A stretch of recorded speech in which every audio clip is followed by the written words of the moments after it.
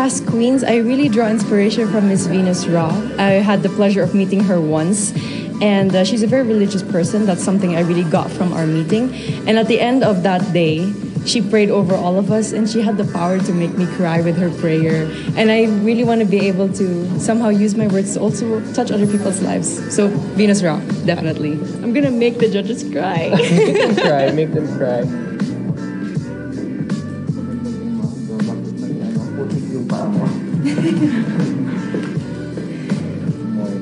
Good morning, everyone. So, along the 30-second rule. Yes, I was informed by Angel. Even with the first question that I'll ask you, tell us something about yourself. Hello, my name is Pauline Amelinckx. I'm your Boholana Belgian from, of course, the beautiful province of Bohol. My dad is a Belgian and I'm Filipina, so I'm like a mix of both cultures in one, and I'm very excited to be here today. What is one beautiful word in your local language, and what does it mean? I would like to choose the word pohon. It means hopefully. It's a word that we use whenever we talk about something that is going to happen in the future. Like, I'm going to join Miss Universe Philippines, pohon, hopefully, with God's blessing. Next question. What is that one learning experience that you had as a child that made much impact on you? One learning experience I had as a child was that I had to not be shy when it comes to myself and when it comes to my body and my capacities. I was very shy, always in the corner, but my mom and my dad always kept telling me, you have to really be out there. That's the only way for you to grow. That's the only way for you to shine. And then, what is that one major lesson that you learned during this pandemic? I think I learned so many things from cooking to planting, but I think one thing that I really learned is how interconnected everything really is. From the animal world to the human world, from communities, inter-province, and I think that just reminds me of the fact that we all play a part in fighting this pandemic and that we can all rise together. Well, if you win the crown, how will you help your community? I would want to be a spokesperson and a rallying point to bring people together in meaningful conversation and together look for solutions. And I think that with this platform of influence, that's something I can really do. What color symbolizes the phenomenal woman? Oh, that's very interesting. For this moment, I would like to choose pink. Pink is the color that would symbolize me as a phenomenal woman. And pink is also something that you will have to watch out for during my performances for preliminary or evening gown. I'm not going to mention which one, but I'll just tell you that. And it's also my favorite color.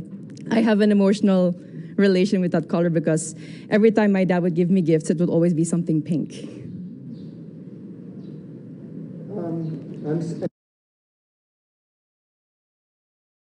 I'm excited to see all your pink outfits in the next few days. Yes. I'm also excited to find out. No? Yeah. So if given a chance to promote to the world a spot, whether man-made or natural in Bohol, what would it be? I would have to choose the Lobok River Cruise. The Lobok River, I don't know if you've tried it. I hope that you've had.